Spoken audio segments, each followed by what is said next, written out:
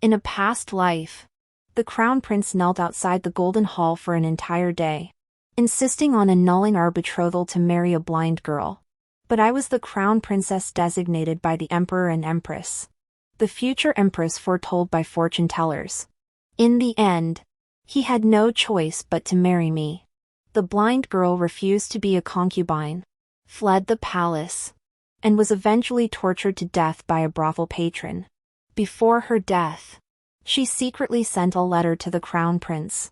After ascending the throne, the crown prince seethed with hatred toward me. He stripped me of my finery in public and banished me to the cold palace. Song Yan, you killed Xiao Ci. You and your entire family shall be buried with her. Then my father and brothers were falsely accused of treason and collaboration with the enemy. My entire family was sentenced to execution by decapitation. Within a single day, the Song household echoed with infants' wails, servants' screams, and rivers of blood. I awoke once more, leveraging my merit in saving the emperor. I sought only that the current sovereign grant me a royal marriage. In the golden throne hall, the crown prince warned me as the blind girl clutched her handkerchief. I knelt gracefully, lowering my body to the utmost. I beseech your majesty to grant me marriage to Prince Yen. The hall fell deathly silent. In his panic, the crown prince knocked over a wine cup. In this new life, the emperor was ambushed during a hunt.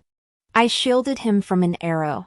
At this moment in my past life, it was the blind girl brought back by the crown prince who saved the emperor. As the imperial physician treated me, the crown prince's face darkened, while the blind girl's turned deathly pale. Looking pitifully vulnerable, the emperor publicly praised me. Song Yan, you have served me well. You saved the emperor. I shall grant you one wish. The emperor's gaze shifted between the crown prince and me. The surrounding women watched with keen eyes, all expecting me to beg for a marriage decree between myself and the crown prince. I looked back at Crown Prince Liu, my heart filled with overwhelming hatred. Yet now, I could only endure the searing pain in my shoulder, bow my head to thank the emperor, and softly utter, "This humble maiden requests a favor at the mid-autumn banquet next month." The emperor readily agreed. After the emperor departed, Liu frowned deeply, gazing at me with disgust. He said, "Song Yan, your schemes run too deep. Would you go this far just to force me to marry you?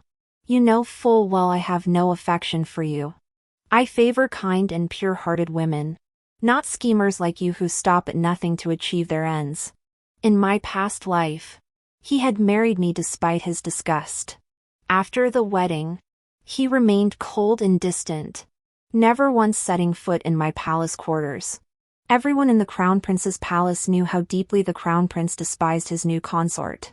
The crown princess was cruel and jealous, driving the crown prince's beloved to her death. Seeing me lower my head in silence, Liu grew increasingly impatient.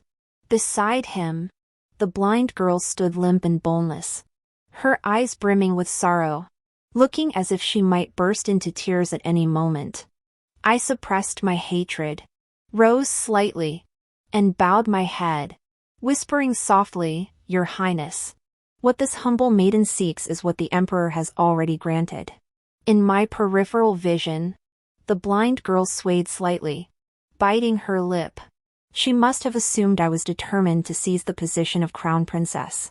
The crown prince, upon hearing my words, was filled with rage. Before storming off, he gently embraced the blind girl, making a passionate promise. "Xiao Ci, rest assured, you alone shall be my crown princess. I will find a way to marry you." I gave a cold laugh. What a lovely love story. This time, I'll grant your wish. Just as I withdrew my gaze, the curtain was flung open again from outside. Yan Qi rushed in, his face etched with urgency. His agile strides brought him to my side in moments. "Song Xiaoyuan, what have you done? Do you treat your life as a game?" The youth was both frantic and furious. All this for a crown prince who doesn't care about you? Hearing his voice, I froze for a long moment. Lifting my gaze to meet his, I saw his jet black hair tied back. His sword-like brows arched sharply. His bearing bold and dashing. My eyes instantly welled with tears. How wonderful to see the person who was kindest to me in my past life. Hey, Song Xiaoyun. Why are you crying over a few words? Yan Qi hastily drew a handkerchief from his waistband to wipe my tears. I turned my head away, protesting. I'm not. Yan Qi roughly rubbed my entire face. Not gently at all. Only when I frowned. Ready to hit him. Did he stop and laugh heartily? All right. Song Xiaoyun. No more sadness. Just focus on healing. Next time, I'll take you to see the lanterns. Watching Yan Qi's agile figure, tears welled up in my eyes once more. He was always like this. If there was something I didn't want to talk about, he never asked. But the moment I was ready to tell him, he'd lean in eagerly, his ear pressed close. Yet in my past life, he was sent far away to the frontier. I never got to see him one last time. Recalling that past life, my expression turned cold. Back then, Liu deceived me about Yan Qi's departure time. By the time I confronted Liu and insisted on galloping to the city gate, it was already too late. Did Yan Qi look back repeatedly as he rode away? I had promised to see him off. Yet I failed to keep that promise. As I revisited those memories, resentment slowly built within me. The sedan chair moved slowly forward. My parents had been waiting outside the gate to greet me. They must have heard I was injured and were deeply worried. Two maids helped me down from the carriage. Seeing my father and mother again, a bitter lump rose in my throat. Mother was still as elegant and noble as ever. Father's stern expression held a hint of worry. The entire family was safe and sound. This lifetime, I would protect them at all costs. Returning to the familiar courtyard, I sat in quiet reflection before summoning my personal maid. Chuan station someone to watch the blind girl the crown prince brought back from the border. Report any developments to me immediately. Chuan hesitated. Miss. What do you mean? I tapped my fingernails lightly and chuckled. Just keep an eye on her. I have my own plans. I recalled my past life. A blind girl accidentally saved the emperor? Those assassins were elite warriors from a rival kingdom, their arrows never missed. Yet she was the one who threw herself in the way. Back home, mother tended to me diligently. Yan Qi also procured many precious herbs for me, and I convalesced for over half a month. When my injuries were nearly healed, mother sent servants bearing an invitation to the Duke's flower viewing banquet, along with several brightly colored gowns. In my past life, I had attended that very banquet only to suffer utter humiliation. The blind girl, credited with saving the emperor, shared passionate affection with the crown prince. The emperor even granted her one wish. Everyone fawned over her in front of me, many whispering among themselves. So what if Song Yan becomes crown princess someday? She still won't win the crown prince's affection. This one here, she's the one truly cherished by his highness. In the carriage, Chuanxue reported Jiang Xi's whereabouts over the past fortnight. Miss. Reports indicate that aside from staying by the crown prince's side, the blind girl visited Shunfang Tea House twice this past fortnight. She reserved a private room each time, yet ordered only a single pot of tea. Chuanxue paused slightly as she spoke. What's even stranger is that spies say once she leaves the palace, her pace becomes remarkably swift. She moves like an ordinary person, striding as fast as the wind. This blind girl's identity is truly no simple matter. Chuanxue glanced at me discreetly, puzzled. Since her injury, the young mistress seemed like a different person. But she dared not ask more. The Duke's residence exuded grandeur, its doors perpetually open to guests. Gazing at the plaque above the entrance, memories of my past life slowly surfaced. The duke's household had fabricated evidence accusing my father and brothers of forming factions for personal gain and embezzling official funds. They slandered them as traitors collaborating with the enemy. They plunged the Song family into an abyss of ruin. Just wait. I, Song Yen, always repay evil with evil. Composing my expression, I took Chuanchua's hand and stepped calmly through the duke's mansion gates. The womenfolk gathered in the rear courtyard. Soon, the crown prince entered, gracefully leading Jiang Xiai by the hand. All present bowed to the crown prince, Jiang Xiai by his side. The noble ladies scrutinized the beauty accompanying the crown prince, graceful and elegant, though tragically blind. A sudden gust lifted the white veil covering Jiang Xi's eyes and her flowing robes, making her appear ethereal and detached from the world. Li Yu's mesmerized gaze lingered upon her. Yet she remained oblivious, only deepening his affection. Ignoring the mocking stares of the crowd, I shook them off. This journey was solely to see an old friend. At that moment, a ragged youth was feeding horses in the stable. He was sallow and gaunt, his eyes weak and feeble. Who could have imagined that after this youth ascended to power, he would use thunderous force to bring down the once prosperous duke's mansion? Li Yu feared the Song family's influence. With the Song family fallen, the duke's mansion was next. A new emperor brings new ministers. And this youth before me, born from humble origins, was personally nurtured and elevated by Li Yu. Once in power, he purged many of Li Yu's old ministers. Zhang Jin. The youth lifted his grimy face, hesitating before meeting my gaze. Seeing my noble woman's attire, he dared not look long. Zhang Jin. I've seen you before. Last month, at the Song family's charity distribution outside the city gates. I saw you. The youth froze, stiffening as he assumed another noblewoman's humiliating trick. Just last month, Zhang Jin was still among the beggars.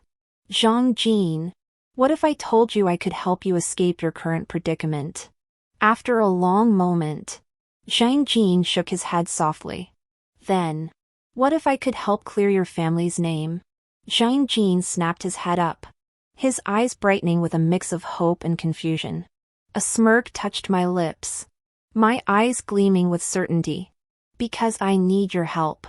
Back in the banquet hall, the gazes fixed upon me brimmed with envy and jealousy. This time was different from my past life. This time, I was the one who saved the emperor.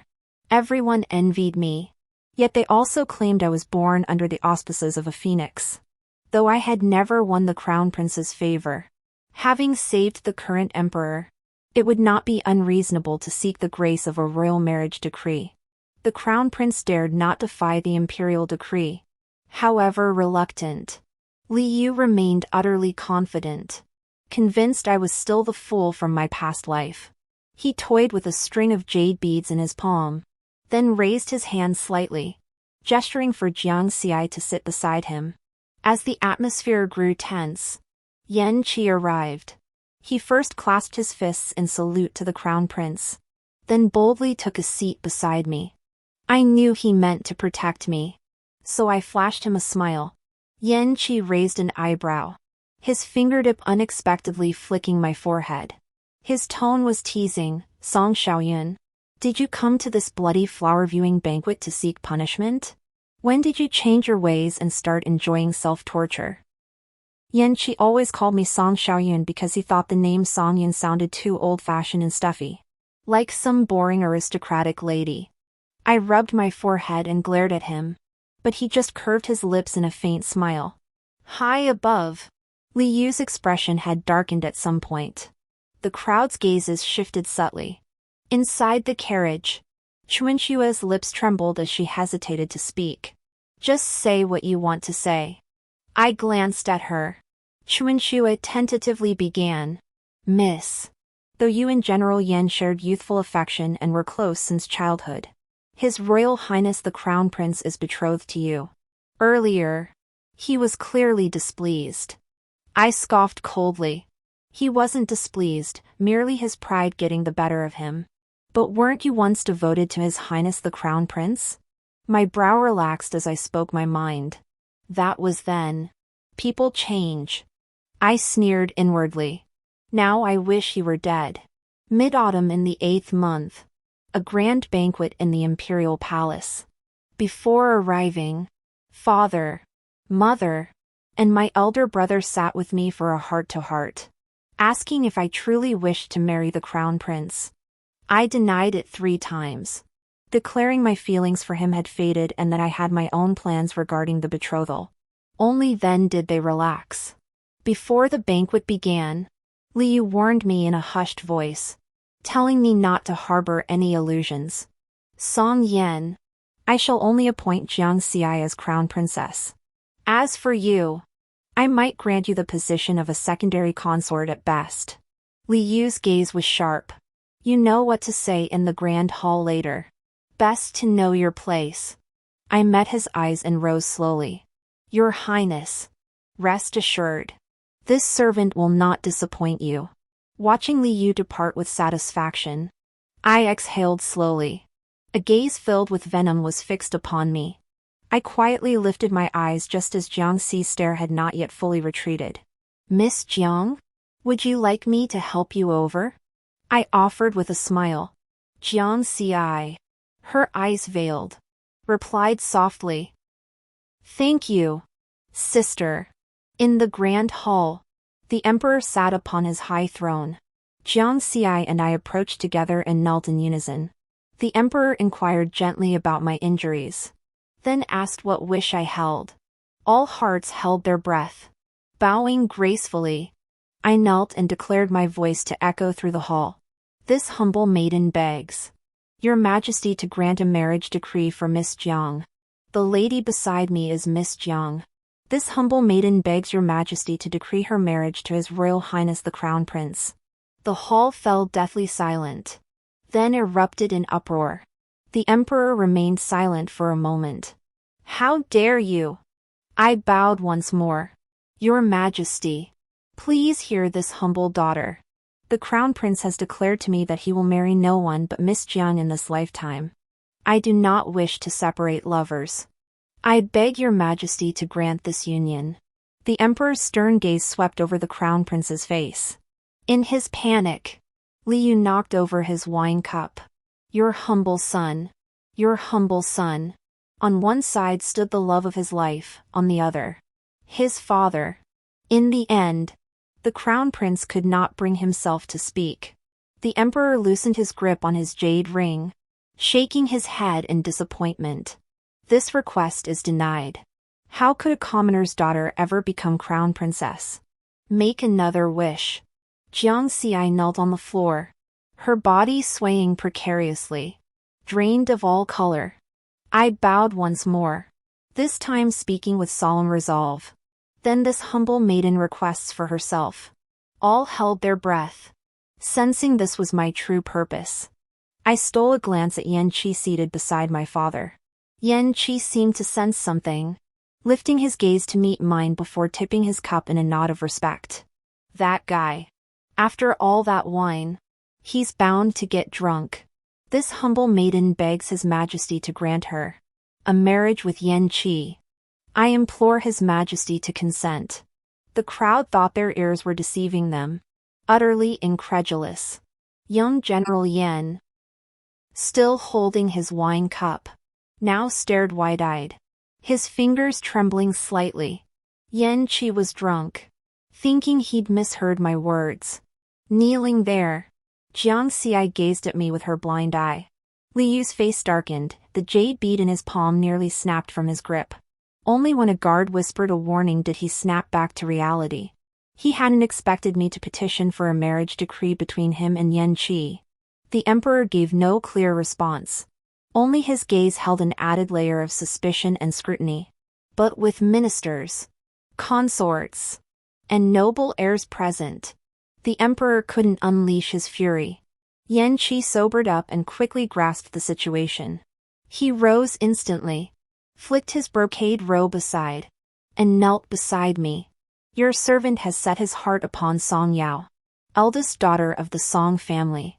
His voice was firm and resolute as he clasped his fists and bowed. My heart trembled in response. The emperor deliberately softened his expression and ordered everyone to rise. Since that is the case, I cannot refuse the affection of the younger generation and play the villain who breaks up a loving couple. Today, I shall dissolve the betrothal between the crown prince and Song Yao. As for the marriage between your two families, let your elders decide. I shall not interfere. The emperor held back, wary of the Song and Yen families forming an alliance through marriage, fearing their power would grow ever stronger. And in this lifetime, no fortune-teller had yet declared me born under the phoenix's fate. Everything still has time. As everyone departed for home, Yan Qi deliberately walked behind me last.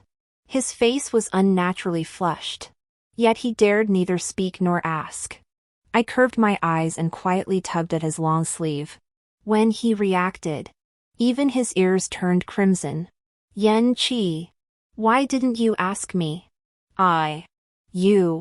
Were you speaking your true mind in the hall just now? I smiled. Of course it was. But I deliberately countered. What about you? Yan Qi suddenly turned to face me. My reaction was too slow, and I collided with his chest. His rising heat seeped through the fabric, sending tingles across my skin. We were inches apart. The youth was burning hot, his words stumbling, yet to my ears, they were tender and resolute. Song Xiaoyuan, I fell for you a very, very long time ago. I didn't believe him. I teased him deliberately. Yan Qi grew impatient. It's true. I swear to heaven. I turned and quickened my pace, accusing him. Then why did you always tease me when we were kids? Always messing up my hair. I'm innocent. It's because you always played with the crown prince when you were little and ignored me. I just wanted you to notice me more. Before he could finish, his eyes suddenly widened. You. Song Xiaoyun. I took his hand and placed mine in his broad, warm palm. He was speechless with surprise. Seconds later, he clasped my hand tightly, nearly floating with joy as he walked. Back home, Chuanxue told me that after leaving the palace, Jiang Xi had once again gone to Shunfang tea house. Same private room. But this time, a foreign man followed her into that compartment just as the incense stick burned down. A foreigner? I snorted with a chuckle. Seems her identity matches my guess pretty well. Li Yu. Oh Li Yu. Do you even know the person you cherish is an enemy spy? A spy lurking beside the crown prince and the emperor? Probably even the story of her being tortured to death in a brothel in her past life was fake. Right? After the betrothal was broken, the entire capital said I'd gone mad. I remained unperturbed, accompanying my mother to the temple to pay respects. We unexpectedly encountered Li Yu's carriage on the return journey. My mother and I, along with our attendants, dismounted and knelt in reverence. But Li Yu, in some uncontrollable frenzy, stepped from his carriage and demanded I follow him publicly. Your Highness, whatever you wish to say, please speak here. This humble maiden cannot possibly engage in further entanglement with you. Li Yu's tone hardened, his voice angry yet commanding. Raise your eyes and look at me. Could it be I would harm you? Moments later, a woman's voice suddenly rang out from within the carriage. Mother and the servants were startled. The woman lifted the curtain and spoke softly. Your Highness, this servant is unwell. Li Yu's worried gaze instantly turned to her. Jiang Xi looked fragile, clutching her handkerchief tightly. I seized the chance to break free from his grasp. Li Yu turned to look at me. I'll ask just one thing, have you truly fallen for that Yen family brat? I silently rolled my eyes. Yes. This humble maiden and young General Yen share mutual affection. Li Yu flushed crimson with fury, nearly pointing his finger at me and calling me shameless. Finally, he left. I rose slowly, murmuring to myself, Li Yu. What is there to be angry about? The real pain hasn't even begun for you yet. The carriage drew nearer and nearer to home. Upon entering the estate, I unexpectedly saw Yan Qi. Yan Qi's expression was grim. My heart skipped a beat, a sense of foreboding settling over me. This was the first time Yan Qi had ever been reluctant to leave the capital. Unrest had suddenly erupted in the northwest, unsettling the border. The emperor ordered Yan Qi to depart for the front lines. His Majesty commands me to leave tomorrow. Yan Qi sighed, then suddenly raised his hand to touch the top of my head. Song Xiaoyuan. Take care of yourself. My eyes instantly stung with tears. I recalled how, in my previous life, Yan Qi had journeyed far to the frontier, and I hadn't even seen him one last time. I never knew if he was safe. Did he ever learn of my death? Given his nature, I couldn't predict what he might do. Yet I wished he'd never returned from that past life. Li Yu would never tolerate him. I hoped he'd stay at the frontier, protecting himself and the people. Yan Qi, rest assured, I'll be fine. You must return safely. This time, I personally went to the city wall to see him off. From the ramparts, I watched him. In the distance, the rhythmic clatter of hooves rose, dust swirling skyward. Young General Yan kept glancing back. Chuanxue announced, Zhang Jin has arrived to see you. Zhang Jin entered the small courtyard with me. Upon seeing me, he bowed with clasped hands. No need for such formalities. Sit down. Zhang Jin still wore that plain cotton tunic, his movements slightly stiff. Chuanxue poured tea and withdrew, reporting to the young mistress. You ordered me to find evidence of the Duke's factionalism. I discovered a hidden brick in the floor of his study. Inside a box were letters exchanged with court ministers. What did the letters contain? They covered court appointments, imperial examination fraud, and even discussions about aligning with the crown prince or other princes. My heart skipped a beat. The Duke's household was implicated to such an extent? Zhang Jin continued. This servant also discovered a peculiar object. Within that black box lay a curved blade unlike any weapon of our dynasty. My fingers tightened around the teacup. I lifted my head to meet Zhang Jin's gaze. My voice steady. Are you implying the Duke's household is suspected of treason? Zhang Jin nodded. My heart sank. It seemed I had underestimated his capabilities. In my previous life, he must have uncovered these truths secretly, using them to bring down the Duke's residence. In a single night, the mighty edifice collapsed. How much better was the Duke's residence back then than the Song family? Truly, good and evil eventually meet their just rewards. I exhaled deeply and instructed Chuanxue to fetch 100 taels of silver notes. Zhang Jin politely declined, lifting his head to meet my gaze.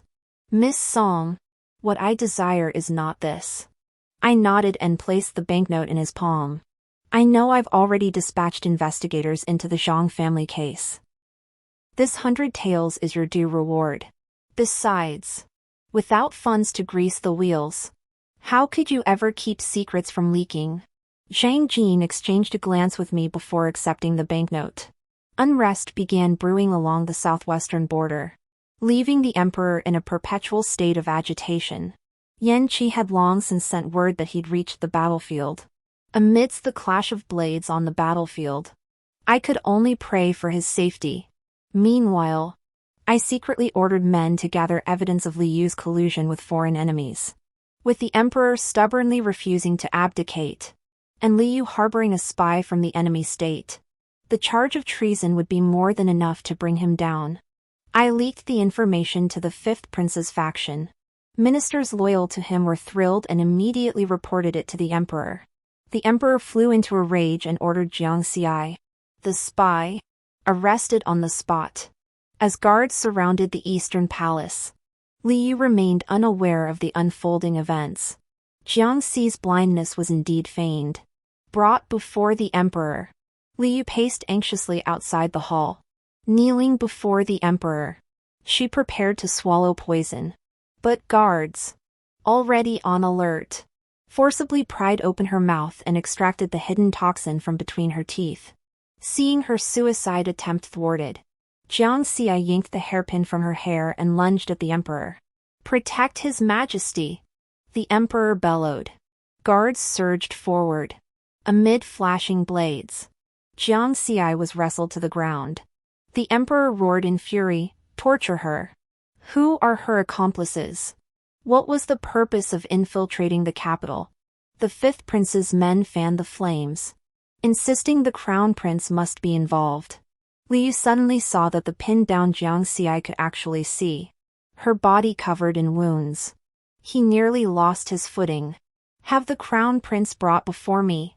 Liu had never witnessed the emperor so enraged. Yet he pressed on with his questioning, his words subtly shielding Jiang Xia. The emperor's fury overwhelmed him, and he spat forth a mouthful of fresh blood. Then, he collapsed unconscious upon the dragon throne. Without the emperor's command, no one dared touch the crown prince.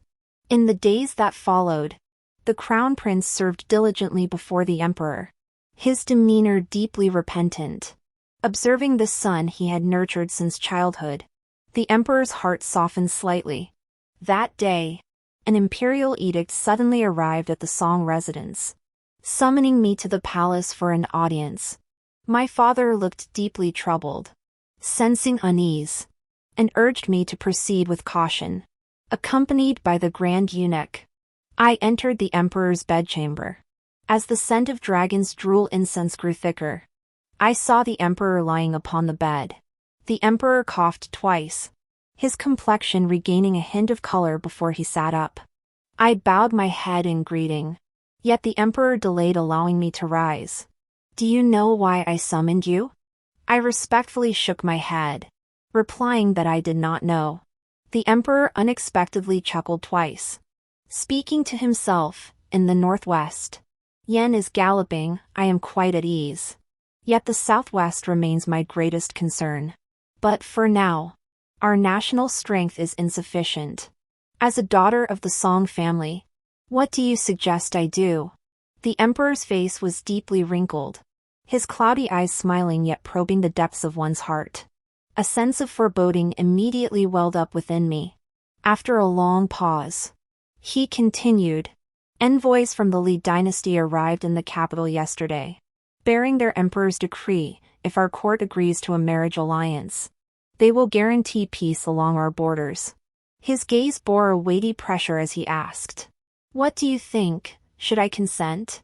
A chill ran through me. I finally understood the purpose of my summons. His oppressive gaze bore down on me. After a long moment, I bowed deeply and knelt, saying, "This humble maiden is willing to journey to the Li court as a peace bride for the sake of the nation and its people." The air in the hall was thick with the scent of dragon saliva incense. The emperor remained silent for a long while before praising, "You are commendable. I shall bestow upon you the title of Princess of Peace. Depart for the Li court next month." Ah, if only the nation had more women like you, willing to sacrifice for the greater good. I silently withdrew, a bitter laugh echoing in my heart. The greater good? A greater good built upon the sacrifice of women? Court ministers tend to their flowers and plants, while princes and nobles indulge in romantic affairs. Truly, they send a concubine to save the nation, yet have no use for a general. If all women could learn to read and write from childhood, train in martial arts and military strategy, and take the battlefield, why would they be treated like objects, subject to others' whims? Returning home, I shared the news with my parents. My mother wept with heartache, my father seethed with anger. "My child, what do you intend to do?" My father's eyes blazed. "We absolutely refuse to let you go for a political marriage." Of course, I didn't want to either. But the emperor had disrupted my plans. For now, I could only play by ear. Father, mother. In early October, Yan Qi will lead his troops back to the capital. My parents exchanged glances. Silent for a long while. The capital was about to change. Before my marriage to the Li dynasty, I practiced calligraphy daily. Yet my mind was always restless. My imitations never quite right. Father and mother destroyed all my flawed practice sheets while seeking out memorials the emperor had reviewed. Early October. Less than 3 days before my marriage to the Li dynasty, I was summoned to the palace to see His Majesty. The same eunuch greeted me, escorting me all the way to the emperor's bedchamber. My heart pounded, my palms sweating. The emperor coughed wearily twice, accepting the tea I offered to moisten his throat. He looked gaunt and haggard. I hereby bestow upon you the title of Princess Zhaohua. Depart without delay. His cloudy eyes shifted as he continued. As for your relationship with Yan Qi, I dragged myself forward and bowed deeply. Your humble servant has no further connection with Yan Qi. The emperor smiled with satisfaction and motioned for me to approach and administer his medicinal broth. My gaze fixed absently on the emperor's wrinkles. My breath grew tight. The path ahead lay solely in this moment, held firmly in my own hands. The emperor slowly steadied his breathing. My hands trembled violently. He waved impatiently, preparing to ring the summoning bell. With every ounce of strength, I seized his hand and forced it back onto his lap. The emperor gasped in shock. My gaze burned with desperate resolve, a madness born of all-or-nothing determination. Meeting his eyes, I spoke slowly. Your Majesty asks if this humble servant is willing to sacrifice herself for the nation and its people? Zhaohua is willing to throw herself into boiling water and fire. Without hesitation. The emperor seemed to grasp something. His eyes suddenly widened, and a sudden surge of rage overwhelmed him. The result? A glob of phlegm lodged in his throat. The emperor couldn't believe it. A mere woman dared to touch the imperial body, dared to defy the imperial decree. His throat was fragile. That phlegm lodged in his throat, and he was literally choked to death by his own rage. My eyes widened. Slowly, my hands grew limp. All I could hear was my own heart pounding like a drum. I retrieved the jade seal from beneath the emperor's pillow. I produced the forged imperial edict I had prepared long ago and stamped it with the seal. After arranging everything, I pinched my thigh hard and suddenly burst into loud sobs and wails. Court attendants and eunuchs from outside the hall rushed in. Grand secretaries, consorts, and imperial princes all gathered here, holding the will aloft. No one dared touch me. My face was etched with grief, and everyone inside and outside the hall wept bitterly. The emperor had passed away. The consorts wept while keeping a watchful eye on the will in my hand, their grief portrayed with utmost intensity. The empress rejoiced. She had been worried the emperor might depose the crown prince during his lifetime. But now, with the emperor's sudden demise, the crown prince was destined to inherit the throne. Yet, after the decree was read aloud, both the empress and Li Yu were utterly dumbfounded. The emperor had deposed the crown prince and named the fifth prince as his successor to inherit the throne. The grand secretaries and princes had examined the edict and confirmed it was indeed the emperor's own handwriting, even scrutinizing the imperial seal attached. The fifth prince's faction was struck by a bolt from the blue. His birth mother, Consort 1, was practically beaming with joy. The fifth prince, Li Yu, hurriedly knelt to express his gratitude and accept the decree. Meanwhile, Yan Qi rushed into the palace, only to find the imperial guards all kneeling in silent mourning. White lanterns hung from the main gate by eunuchs and palace maids. Yan Qi glanced around, relieved to see me only slightly disheveled, completely unharmed. The moment I saw Yan Qi, I smiled at him, feeling an inexplicable calm settle over my heart. How could Li Yu accept being stripped of his crown prince title? On the eve before Crown Prince Li Yu's ascension, he led his private army in rebellion. Li Yu's forces swept from the outer palace walls into the inner palace with astonishing ease. Flames engulfed both inside and outside the palace. Consort 1 was the first to fall. her head severed. The crown prince and the fifth prince had been evenly matched in popularity. Many leaders had already pledged their forces to the crown prince, leaving the fifth prince's foundation shaky. Liu had timed his rebellion perfectly, striking just before the fifth prince's coronation. Charging straight into the heart of the palace, Liu pointed his sword at the fifth prince, his expression wild with madness. "How could Father Emperor have passed the throne to you, you fool? Clearly, I am the crown prince destined for glory." The fifth prince's eyes widened in terror. Then, Liu swung his blade. The fifth prince's blood splattered across Liu's face. Having successfully seized the throne, Liu sat upon the dragon seat. His eyes narrowed as he slowly savored the satisfaction that power brought. The cold moon hung like a blade, high in the sky. Yan Qi led over 1,000 cavalrymen, seizing the moonlit night to storm the city. Flames instantly engulfed the imperial palace from all sides, the clamor of battle and drumbeats piercing the heavens. Yan Qi spurred his horse, drew his sword, and bellowed, "Hear my command. Soldiers!" The deposed crown prince formed factions for personal gain, plotted rebellion, and act defying heaven itself. "We swear to fight these traitors to the bitter end. Follow me, charge!" Thousands split into hundreds of squads, storming the golden hall in waves. Soldiers shouted, "Capture the deposed crown prince alive. Kneel and spare his life."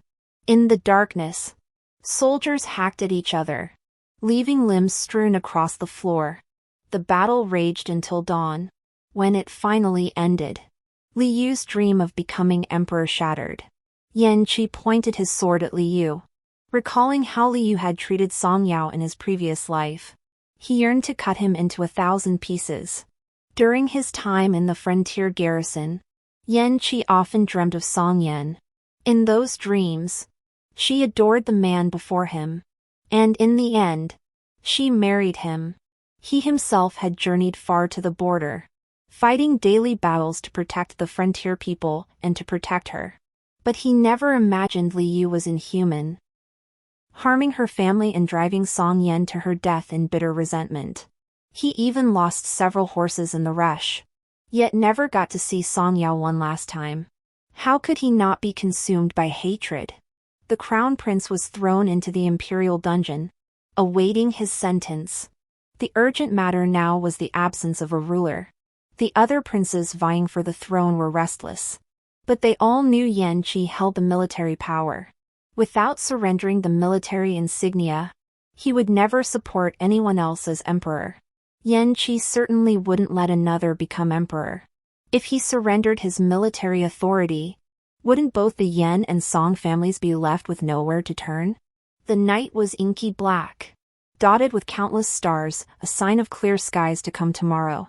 Hearing the news of Yan Qi's decisive victory at home, my anxious heart gradually calmed. As darkness fell, footsteps echoed in the small courtyard. I stepped out to find Yan Qi had leaped over the wall into my courtyard. "Climbing over my wall? You have a front gate. You know."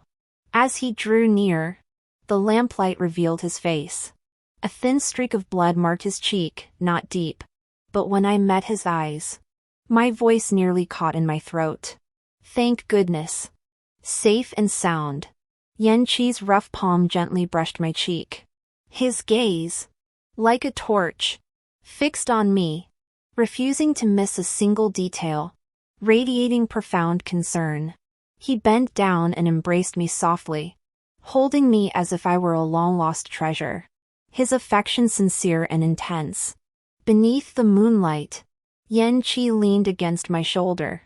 The corners of his eyes reddened. He murmured softly, "Song Xiaoyun, I'm sorry.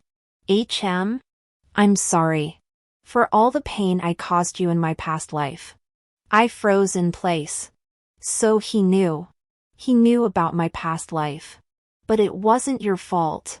You fool." Tears welled in my eyes as I clasped him tightly, determined to spend the rest of my life proving it wasn't his fault. After all, the rest of our lives was still long. Side Story 1. Everyone assumed Yan Qi would proclaim himself emperor. But he didn't. He handed both the imperial seal and the military insignia to me. That Yan Qi would enthrone a woman as emperor, everyone thought he'd gone mad. Even my father and mother found it inconceivable. Yet despite universal opposition and accusations of defying propriety, Yan Qi remained resolute. He became my grand general. My first act upon ascending the throne was to reopen the case of Zhang Jin and the Zhang family. Years ago, the late emperor had dispatched Shang's father to oversee water conservancy projects. The river embankments failed, flooding vast tracts of fertile land and displacing tens of thousands of citizens. The Zhang family was confiscated overnight, and he went from being the young master of the Zhang household to a beggar. Upon investigating the case details, it turned out that the majority of the Zhang family's downfall was orchestrated by the duke's mansion. Perhaps Zhang Jin had known this all along, which is why he infiltrated the duke's mansion as a stable hand. Such talent, I had underestimated him. I overturned the Zhang family's conviction, and Zhang Jin came to the palace to express his gratitude. I waved him off, saying, "I need not your thanks. I demand you pass the imperial examinations next year and serve as an official to aid me. Your servant obeys. May he shed his former ways." Gazing at the figure bowing below the dais, I spoke. "Let me give you a parting word. The past is not worth boasting about. Tomorrow, you shall see all the flowers of Chang'an, clothed in imperial yellow." I stepped into the imperial prison to visit two old acquaintances. I had imprisoned Li Yu and Jiang Xi together precisely to watch them tear each other apart. Jiang Xi wasn't blind, but Li Yu drove her blind in his madness. Guards said he gouged out one eye with chopsticks. Li Yu's actions surprised me not at all, especially when I entered the dungeon and he gazed at me with hopeful eyes. He even knelt to beg me. His words slurred, "Little Yao, I was wrong in my past life. I'll make it up to you in this one. I'll treat you well. Please let me out." Humph. You remind me of the unpleasantness of my past life. I lowered my head, lightly stroking the imperial robe, and sneered softly. "You actually expect me to pardon you? Should I laugh at your naivety or your stupidity?" I sneered. "Li Yu, don't dare provoke me again in your next life. I always repay kindness with kindness." Extra story 2. Upon hearing news of my death, Yan Qi coughed up a mouthful of blood. He raced to the capital, nearly killing several horses along the way. But when he arrived, he found only my grave. The young general's heart turned to ashes. Carrying only a flask of wine, he approached my tombstone, dressed in black. His expression pained. He croaked hoarsely, "Song Xiaoyun.